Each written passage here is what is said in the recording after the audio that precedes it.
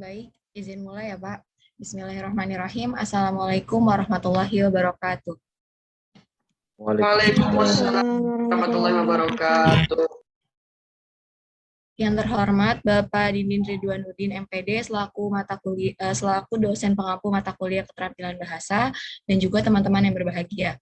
Alhamdulillah puji dan syukur kehadirat Allah Subhanahu wa taala karena atas rahmat dan karunia-Nya kita masih dapat berkumpul dalam ruang virtual Zoom ini untuk membahas topik pembahasan mengenai keterampilan berbahasa yaitu berbicara. Adapun kelompok 4 terdiri dari Sana Karimah, Filzah Nur Amalia, dan juga Lutfiah Hamidah. Adapun topik pertama yang akan dibahas yaitu mengenai pengertian berbicara dan juga tujuan berbicara yang akan dibahas oleh Sana Karimah. Kepada Sana Karimah dipersilahkan. Baik, terima kasih kepada moderator. Sebelumnya izin bertanya, apakah suara saya terdengar dengan jelas? Jelas, Sana. Baik, terima kasih. Baik, terima kasih. Bismillahirrahmanirrahim. Di sini saya akan menjelaskan mengenai pengertian berbicara dan tujuan berbicara.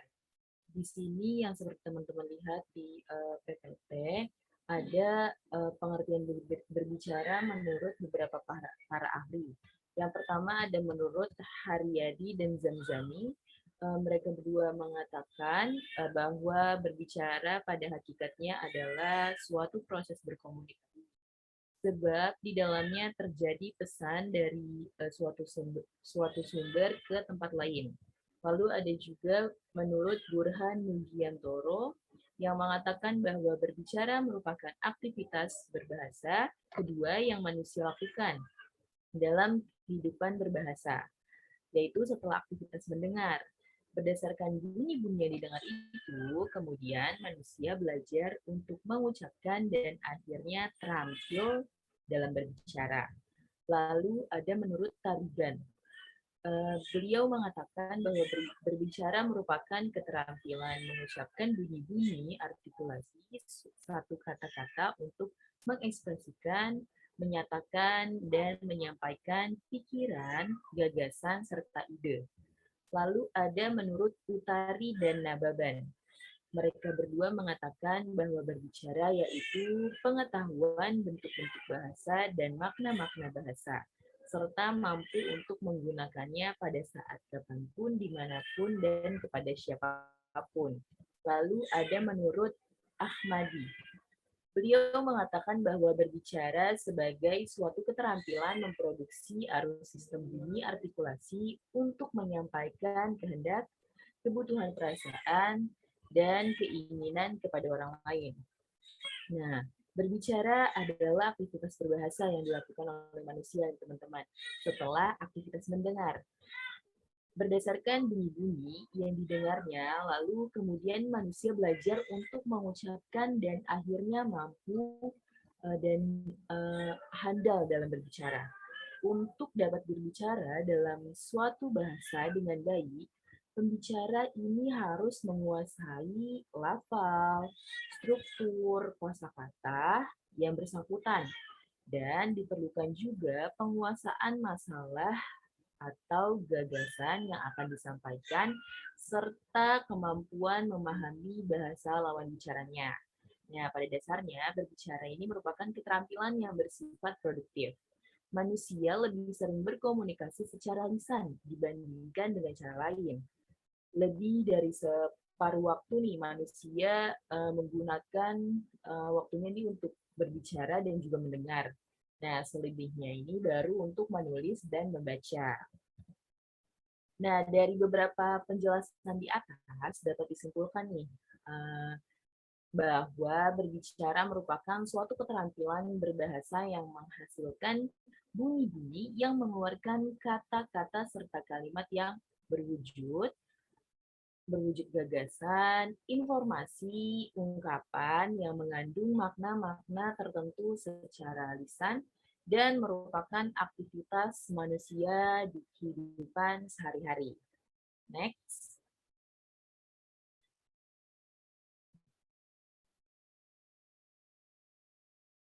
Nah, lalu di sini ada beberapa tujuan berbicara. Langsung saja yang pertama ada tujuan berbicara untuk mengekspresikan pikiran, perasaan, imajinasi, gagasan, ide, dan pendapat. Hal tersebut merupakan bentuk berbicara yang disebabkan dari dorongan internal individu seseorang. Nah, berbicara seperti ini sifatnya personal, teman-teman. Nah, maksudnya manusia memiliki berbagai alasan yang melatar belakangi timbulnya ide maupun gagasan yang muncul. Pikiran, gagasan, ide, perasaan, serta pendapat tersebut bersumber dari hasil respon panca indera ataupun bersumber dari pikiran. Lalu ada tujuan berbicara memberikan respon atas makna pembicaraan dari orang lain. Nah, maksudnya yaitu kegiatan berbicara yang disebabkan rangsangan dari luar. Respon tersebut ini berwujud atas makna pembicaraan orang lain, namun dapat juga berupa penolakan. Nah, berbicara yang memberikan respon ini bentuknya ini persetujuan dapat dilakukan dengan mengungkapkan pendapat yang sama, dan ungkapan persetujuan ini dapat diartikan secara luas, seperti memberikan penegasan, mendukung, atau menandaskan. Lalu kalau respon untuk penolakan ini dapat diartikan sebagai beda pendapat, bertentangan, ketidaksetujuan, tidak sejalan, dan tidak sependapat, atau lain sebagainya.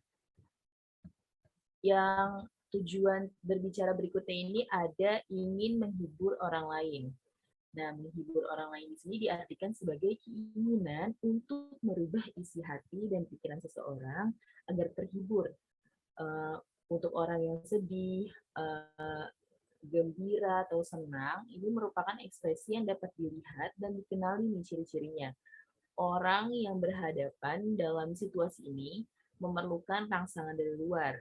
Rangsangan tersebut berupa informasi pembicaraan yang bersifat menyenangkan, seperti kata-kata lucu, lalu menghibur, humoris, atau bentuk perhatian dan nasihat. Lalu berikutnya ada menyampaikan informasi. Nah, berbicara untuk menyampaikan informasi ini kepada orang lain memiliki kemiripan dengan berbicara yang didasari mengekspresikan pikiran, ide, gagasan, maupun pendapat. Nah, perbedaannya nih, yang paling mendasar itu terdapat pada sumber pembicaranya. Kalau sumber pembicaraan menyampaikan informasi ini bisa berasal dari dirinya sendiri ataupun dari sumber lain. Nah, menyampaikan informasi berarti menyampaikan berita kepada orang lain tentang sesuatu agar diketahui oleh lawan bicaranya. Informasi dapat disebut sebagai pesan, berita, ajakan, ataupun perintah. Nah, lalu selanjutnya ada membujuk dan mempengaruhi orang lain. Dan membujuk di sini adalah mempengaruhi orang lain agar mengikuti pemikiran maupun pendapat yang sama dengan pembicara. Hasil akhir membujuk adalah lawan bicara merubah jalan pikiran awalnya ini atau pendirian awalnya ini yang selama ini ia yakini kebenarannya. Nah, argumentasi dan alasan pembicara harus mampu meyakinkan lawan bicaranya. Nah, dapat disimpulkan nih teman-teman, dari tujuan berbicara yaitu ada mengekspresikan perasaan, imajinasi, gagasan, ide, dan pendapat, lalu ada memberikan respon atas makna pembicaraan dari orang lain, lalu ada tujuan berbicara sebagai penghibur bagi orang lain, lalu ada menyampaikan informasi, dan tujuan berbicara sebagai membujuk atau mempengaruhi orang lain. Nah, dengan ini, persoalan berbicara menjadi dasar bahwa berbicara adalah sebuah kebutuhan yang harus dilakukan oleh manusia dalam bentuk komunikasi. Mungkin itu saja yang bisa saya sampaikan. Kurang lebihnya, mohon maaf, terima kasih. Saya kembalikan ke moderator. Ya, baik. Terima kasih Sana Karima yang sudah menjelaskan materi mengenai pengertian dan tujuan. Adapun materi selanjutnya yaitu materi berbicara sebagai keterampilan dan juga aspek-aspek berbicara yang akan dijelaskan oleh saya sendiri. Jadi berbicara sebagai keterampilan. Nah, berbicara ini kan merupakan satu dari sekian keterampilan dalam berbahasa. Kemudian berbicara ini merupakan salah satu keterampilan bahasa yang sering digunakan dalam proses komunikasi. Tapi berbicara sendiri ini punya kaitan dengan keterampilan bahasa lainnya, teman-teman.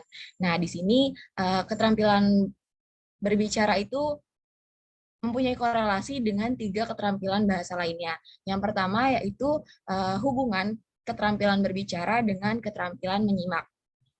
Jadi kalau dalam berbicara itu kan adalah penyampaian ujaran ya, penyampaian kalimat yang disampaikan secara langsung. Nah, ketika kita menyampaikan sebuah kalimat secara langsung itu, maka ini adalah sebuah komunikasi yang saling berkaitan dengan proses menyimak gitu. Jadi kita menyampaikan sebuah kalimat, di samping itu juga kita menyimak orang yang sedang menyampaikan kalimat tersebut. Jadi ada hubungan antara berbicara dengan menyimak, yaitu ujaran yang disampaikan itu dipelajari melalui proses menyimak dan menirukan. Kemudian kata yang disampaikan dalam sebuah proses komunikasi atau berbicara ini ditentukan oleh stimulasi yang didapat dari proses menyimak. Nah, kemudian dengan meningkatkan proses keterampilan menyimak, kita juga akan meningkatkan sebuah keterampilan berbicara kita. Jadi semakin dalam kita menyimak, maka kita akan semakin mengerti apa yang orang tersebut bicarakan kepada kita. Kemudian hubungan yang kedua yaitu hubungan berbicara dengan membaca. Nah, mungkin kita juga sudah sepakat ya kalau orang yang banyak baca maka dia memiliki pengetahuan kosakata yang banyak gitu. Dan ini juga berpengaruh terhadap proses berbicara orang tersebut. Jadi ketika kita memperbanyak kosakata, maka kita akan memiliki pengetahuan akan kosakata tersebut, sehingga nantinya kita tidak memiliki keraguan dalam menyampaikan kosakata tersebut dalam bentuk komunikasi ataupun berbicara. Nah, ini pun bisa kita lihat juga pada proses awal sekolah. Jadi pada proses awal sekolah di mana para baru mempelajari kosakata baru, semakin ia mempelajari kosakata, semakin ia dituntut banyak membaca, maka ia pun akan lebih mudah lagi dalam menyampaikan kosakata tersebut, kosakata ataupun makna dari kosakata tersebut. Kemudian hubungan yang ketiga yaitu berbicara dengan menulis. Nah, berbicara dengan menulis ini merupakan sebuah keterampilan yang sama-sama produktif. Karena berbicara ini merupakan keterampilan ragam langsung gitu ya, ragam bahasa lisan. Nah, sedangkan kalau menulis ini merupakan keterampilan ragam bahasa tulis. Di mana kalau kita lihat keterkaitannya, yaitu berbicara ini misalnya adalah komunikasi tulis, berbicara ini adalah komunikasi langsung ataupun komunikasi tidak langsung. Nah, kalau komunikasi langsungnya itu bisa disampaikan dengan proses berbicara ataupun mengobrol. Nah, kalau proses tidak langsung itu bisa melalui SMS atau chatting. Nah, SMS atau chatting ini juga kan merupakan ragam tulisan kan. Nah, berarti itu ada keterkaitan. Jadi berbicara tidak langsung melalui SMS atau chatting itu juga merupakan sebuah proses menulis. Jadi keduanya ini memiliki keterkaitan dalam sebuah keterampilan berbahasa. Boleh dilanjut. Lalu jika kita berbicara tentang materi berbicara sebagai keterampilan, maka kita bisa melihat berbicara jika dilihat dari unsur ilmu dan juga berbicara jika dilihat dari unsur seni. Jika berbicara dilihat dari unsur ilmu, maka ini akan membahas mengenai mekanisme proses pembicaraan seperti latihan dasar berbicara, terus bagaimana bunyi bahasa, bagaimana ujaran, dan juga bagaimana konsonan dalam kalimat. Namun jika kita melihat dari segi berbicara dilihat dari unsur seni, maka ini lebih fokus kepada penerapannya, yaitu sebagai alat komunikasi, misalnya alat komunikasi seperti berpidato ataupun menyampaikan gagasan di depan umum. Boleh dilanjut. Lalu materi selanjutnya mengenai aspek-aspek bicara.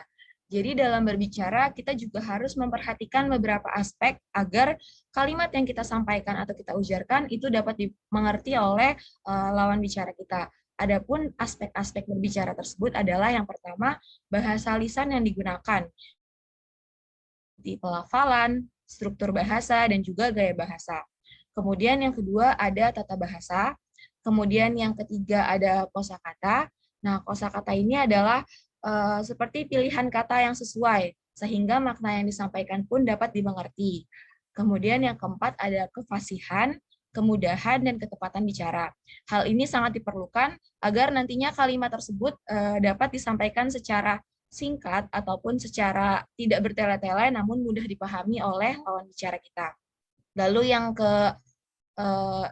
kelima ada isi pembicaraan yang mana tidak melenceng jauh dari topik yang sedang dibahas. Kemudian ada pemahaman. Nah, pemahaman ini nantinya menyangkut kepada tingkat keberhasilan komunikasi atau cara kita berkomunikasi kepada orang lain.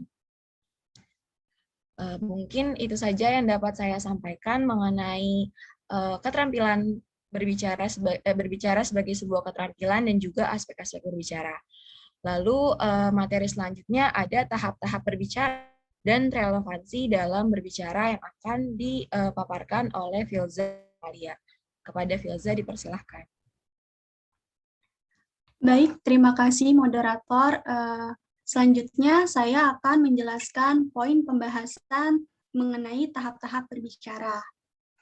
Nah, pada sejatinya ketika kita terlahir ke dunia, kita itu sudah memiliki kemampuan dan kesiapan untuk mempelajari sebuah bahasa. Nah, kemampuan dan kesiapan yang kita miliki ini seiring berjalannya waktu itu akan mengalami perkembangan. Jadi pada saat kita bayi sebenarnya itu kita sudah menunjukkan bahwa kita ini memiliki kemampuan khusus dalam berbahasa.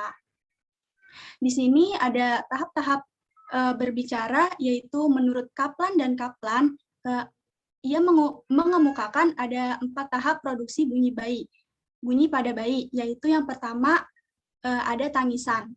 Nah, tangisan ini dimulai ketika bayi tersebut dilahirkan ke dunia. Nah, pada umumnya ini kan setiap bayi yang terlahir ke dunia ini akan mengeluarkan suara tangisan ya. Nah, suara tangisan tersebut merupakan tahap paling awal produksi bunyi pada bayi. Kemudian yang kedua, suara-suara lain dan mendengkur. Nah, suara-suara tersebut ini mulai diucapkan oleh seorang bayi pada akhir bulan pertamanya. Yang ketiga ada ocehan. Nah, ocehan ini dimulai pada pertengahan tahun atau sekitar 6 bulan usia seorang bayi. Biasanya ketika bayi berusia 6 bulan ini kan, ia tuh suka mengoceh gitu ya, walaupun ocehan-ocehan tersebut belum kita pahami nih maknanya tuh apa gitu. Selanjutnya tahap yang keempat, suara yang telah dipolakan. Nah, suara yang telah dipolakan ini dimulai pada anak usia menjelang 1 tahun, di mana anak tersebut sudah bisa berbicara dengan sedikit jelas. Misalnya, contohnya itu memanggil orang tuanya seperti mama, papa, seperti itu. Nah, jadi awal kita berkomunikasi atau berbicara dengan dunia itu diawali dengan tangisan pada saat kita dilahirkan ke dunia. Next, Diva.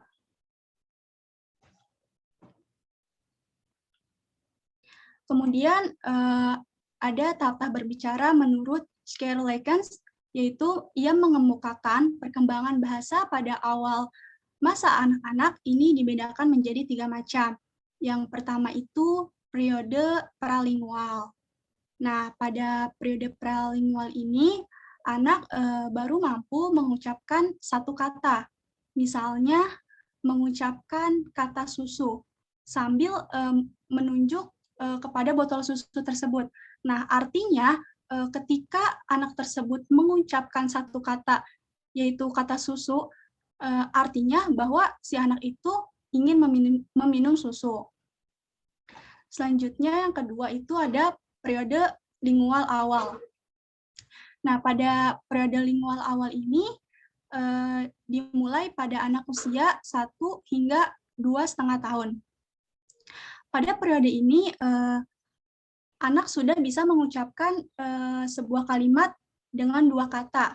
Misalnya, kalau tadi kan pada periode pralingual kan baru bisa mengucapkan hanya satu kata ya. Nah, pada periode lingual awal ini, anak sudah mampu mengucapkan 2 kata, misalnya seperti mama susu gitu. Berarti anak tersebut ingin meminum susu gitu. Nah, pada tahap ini juga orang tua sudah bisa melakukan komunikasi dan mengajak anak untuk berinteraksi dengan tanya jawab yang sederhana, seperti itu. Kemudian tahapan yang ketiga yaitu periode diferensiasi, di mana periode diferensiasi ini terjadi ketika anak berusia 2,5 tahun sampai 5 tahun. Sebelum anak ini beranjak pada fase balita, seperti itu. Nah, pada periode ini, anak ini sudah mulai banyak memiliki kosakata dan perkembangan bahasanya ini udah cukup baik gitu. Di mana anak ini sudah mampu untuk bertanya, menjawab, ataupun memberitahu dalam berkomunikasi dengan orang lain, seperti itu. Next.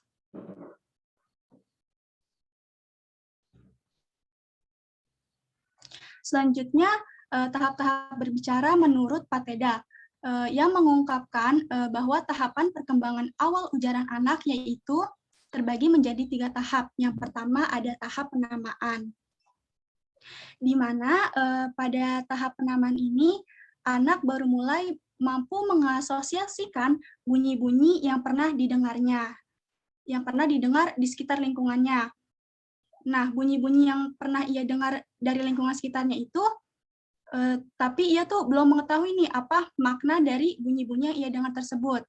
Biasanya ujaran yang diucapkannya itu hanya dalam satu kata gitu, misalnya seperti kakak, mama, papa, seperti itu. Kemudian pada tahap telegrafis. Tahap telegrafis ini di mana anak sudah mulai bisa menyampaikan pesan yang diinginkannya. Nah, pada tahap telegrafis ini anak sudah bisa mengucapkan kalimat 2 atau 3 kata. Misalnya mengucapkan mama makan gitu. Artinya bahwa si anak ini merasakan lapar dan meminta makan, dan dia meminta makan kepada mamanya gitu. Kemudian tahap yang ketiga yaitu tahap transformasional. Yaitu pada tahap ini anak sudah mulai memberanikan dirinya untuk bertanya, menyuruh, menyanggah, dan menginformasikan sesuatu kepada orang lain. Misalnya, jika seorang anak disuruh makan oleh orang tuanya, maka ia ini sudah mulai berani nih untuk menyanggahnya. Misalnya dengan contoh kalimat sangkaan seperti ini, Bu, aku masih kenyang, maka aku tidak mau makan lagi, seperti itu. Next. Selanjutnya ada tahap-tahap berbicara secara formal. Nah, secara formal ini kegiatan berbicara memiliki tahapan-tahapan tertentu, yaitu terdiri dari 3 tahapan. Yang pertama ada tahap persiapan, yang kedua tahap pelaksanaan kegiatan, dan tahap yang ketiga yaitu evaluasi. Tahapan yang pertama yaitu tahap persiapan. Nah, di mana pada tahap persiapan ini merupakan awal langkah yang dipersiapkan ketika seseorang ingin melakukan kegiatan berbicara. Adapun dalam kegiatan persiapan ini, yang pertama itu menentukan topik. Nah, penentuan topik ini harus dilakukan gitu oleh seorang ketika ingin melakukan kegiatan berbicara. Biasanya ada 2 jenis nih dalam menentukan topik. Yang pertama itu topik sudah ditentukan oleh orang yang mengundang seorang untuk melakukan kegiatan berbicara, atau topik ini bisa ditentukan oleh seseorang pembicara tersebut.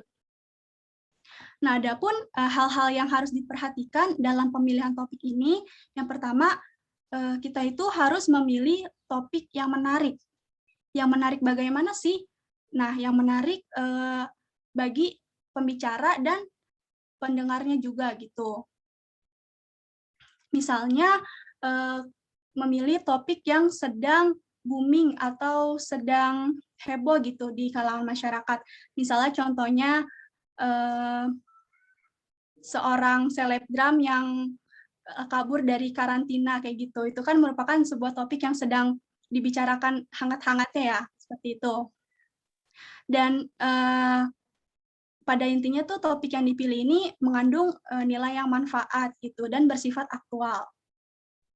Seperti itu. Terus juga topik yang dipilih ini tidak terlalu luas atau juga tidak terlalu sempit gitu. Jadi topik yang kita pilih tuh harus jelas, singkat, padat, dan jelas seperti itu. Kemudian ada penentuan tujuan. Nah, sebelum kita melakukan kegiatan berbicara, penting banget nih untuk tahu gitu apa tujuan kita dalam berbicara gitu. Karena jika kita mempunyai tujuan yang jelas, maka dalam kegiatan berbicara itu kita akan mampu gitu untuk menarik para pendengar yang menyimak pembicaraan kita seperti itu. Misalnya tujuan kita ingin menyampaikan informasi atau ingin sekedar menghibur orang lain. Seperti yang tadi sudah dijelaskan oleh Sana Karima di awal. Selanjutnya, pengumpulan referensi. Pengumpulan referensi ini sangat penting sekali nih untuk kita lakukan gitu. Dalam kegiatan berbicara, pastinya kita sudah memiliki berbagai referensi, baik referensi yang sudah pernah kita baca, yang pernah kita dengar, ataupun yang pernah kita lihat secara langsung. Nah, ada banyak sumber informasi yang dapat kita jadikan referensi atau pendukung gitu dalam kegiatan berbicara. Misalnya dari media cetak, media elektronik, buku, internet, ataupun dari sosmed yang kita gunakan. Nah, kenapa sih pada tahap persiapan kegiatan berbicara ini perlu adanya pengumpulan referensi? Nah, pengumpulan referensi ini karena pengumpulan referensi ini tuh sangat penting gitu untuk berfungsi untuk memperkuat gagasan atau dapat juga dijadikan untuk memetakan opini-opini yang berkembang di masyarakat. Seperti itu. Selanjutnya ada penyusunan kerangka. Kerangka dalam kegiatan berbicara ini berfungsi untuk membimbing arah pembicaraan. Dengan adanya penyusunan kerangka ini, pembicara dapat mengatur keluasan dan kedalaman gagasan yang diuraikannya. Sehingga uraian yang disampaikan itu bisa terfokus gitu pada satu topik pembicaraan gitu, tidak ngelantur kemana-mana gitu pembicaraannya. Selanjutnya dalam tahap persiapan ini yaitu berlatih. Ada baiknya nih sebelum kita melakukan kegiatan berbicara itu terlebih dahulu melakukan latihan gitu. Latihan ini dapat dilakukan dengan sendiri atau meminta bantuan dari orang lain. Kenapa sih kita tuh perlu gitu untuk melakukan latihan gitu? Karena agar kegiatan berbicara bisa berjalan gitu dengan lancar dan sesuai apa yang telah direncanakan seperti itu. Selanjutnya tahap yang kedua itu ada pelaksanaan kegiatan. Nah, tahap pelaksanaan kegiatan ini ada pembuka, pembahasan pokok, dan penutup. Nah, pada kegiatan pembuka ini biasanya tentang pengantar sebelum masuk ke pembahasan pokok atau pembahasan inti. Biasanya itu berisi doa pembuka, terus latar belakang masalah yang berkaitan dengan pembahasan yang akan dibahas pada pembahasan inti, kemudian berisi tentang tujuan pembahasan yang akan dibahas pada pembahasan inti. Selanjutnya ada pembahasan pokok. Nah, pembahasan pokok ini merupakan inti dari pembicaraan. Pada bagian pembahasan pokok ini, segala sesuatu yang sudah direncanakan pada tahap persiapan tadi itu disampaikan nih pada pembahasan pokok ini. Nah, pembahasan pokok yang akan disampaikan bergantung pada tahap persiapan yang dilakukan oleh seorang pembicara. Jadi nih misalnya kalau seorang pembicara sudah mempersiapkan segala sesuatunya dengan baik nih, maka kualitas pembahasan pokok ini akan baik juga gitu. Begitupun sebaliknya. Selanjutnya, pada tahap melaksanakan kegiatan yang terakhir yaitu ada penutup. Pada bagian penutup ini merupakan akhir dari seluruh kegiatan berbicara. Hal-hal yang diungkapkan dalam kegiatan penutup ini itu berupa simpulan dari seluruh uraian yang telah disampaikan dan juga biasanya berisi doa penutup seperti itu. Kemudian tahapan berbicara secara formal yang terakhir itu ada evaluasi. Dalam kegiatan berbicara ini sebaiknya itu ada tahapan evaluasinya karena evaluasi ini perlu dilakukan agar pembicara ini mendapat kritik dan saran atau masukan gitu dari orang lain gitu tentang kegiatan bicara yang telah ia lakukan. Dengan begitu, ketika seorang pembicara mendapatkan masukan-masukan nih dari orang lain, maka seorang pembicara bisa mengoreksi dirinya gitu untuk bisa lebih memperbaiki, mempertahankan, bahkan untuk meningkatkan kualitas bicaranya lagi seperti itu. Next, Diva.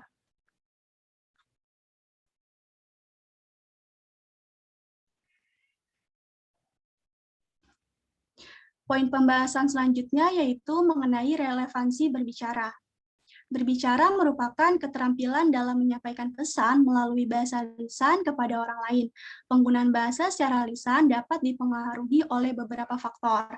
Adapun faktor-faktor yang mempengaruhi berbicara secara langsung yaitu ada pelafalan, intonasi, pemilihan kata, struktur kata dan kalimat, kemudian sistematika pembicaraan, isi pembicaraan, cara memulai dan mengakhiri pembicaraan, serta penampilan.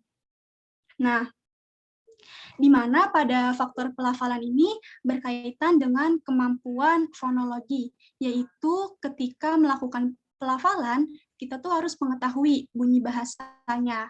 Lalu, intonasi yang bersinggungan dengan sintaksis. Artinya, dalam intonasi berbicara saling berhubungan dengan tatanan satuan kata. Kemudian pemilihan kata yang berkaitan dengan semantik bahasa. Artinya setiap memilih kata dalam berbicara harus mengetahui apa maknanya, seperti itu. Lanjut, selain itu, sisi struktur kata berhubungan dengan linguistik dan sintaksis. Artinya dalam berbicara struktur kata tersebut tersusun gitu dengan ilmu bahasa dan tatanan satuan-satuan katanya. Mungkin cukup sekian poin-poin pembahasan yang dapat saya sampaikan. Selanjutnya saya kembalikan kepada moderator. Baik, terima kasih Filza Nur Amalia sudah menjelaskan poin pembahasan tentang tahap-tahap berbicara dan juga relevansi berbicara. Terima kasih juga saya ucapkan kepada Bapak Dindin Ridwanuddin MPD dan teman-teman yang sudah mempersilahkan dan memberikan kesempatan kepada kelompok 4 untuk menyampaikan poin materi. Selanjutnya, jika ada teman-teman yang ingin bertanya kepada kelompok 4, jangan lupa untuk menuliskan pertanyaan tersebut pada kolom chat Zoom dengan melampirkan nama, NIM, dan ditujukan kepada kelompok 4. Terima kasih kepada semua. Mohon maaf apabila dalam penyampaian materi dari kelompok 4 terdapat banyak kesalahan dan juga kata-kata yang kurang berkenan. Terima kasih. Saya tutup. Wassalamualaikum warahmatullahi wabarakatuh. Waalaikumsalam warahmatullahi wabarakatuh. Alhamdulillah. Terima kasih kelompok 4, luar biasa. Saya lihat cara mengomunikasikannya sudah bagus, ya, sudah tampak lebih menguasai materi. Salah satu indikatornya itu saya lihat ketika pembahasan itu mulai dikaitkan dengan konteks-konteks kekinian, gitu ya. Dan itu yang saya harapkan, kan. Jadi kawan-kawan sekalian, saya lihat tadi kelompok 4 bisa menampilkan presentasi yang bagus. Ya, mudah-mudahan di kelompok yang lain makin bagus lagi, gitu kan. Supaya ini hakikatnya kawan-kawan saya sekali lagi niatkan untuk kita berlatih kapan lagi gitu ya. momentum tampil di depan forum itu jarang, gitu kan. Perkuliahan adalah salah satu sarananya untuk kita. Baik, selanjutnya kelompok 5 ya. Kelompok 5, untuk kelompok 4 tampaknya sudah banyak penanya di sana. Ada Diva juga yang nanya, dia yang menampilkan dan juga yang nanya tuh. Luar biasa Diva. Baik, saya coba stop dulu recordingnya teman-teman sekalian sebelum nanti masuk ke kelompok 5.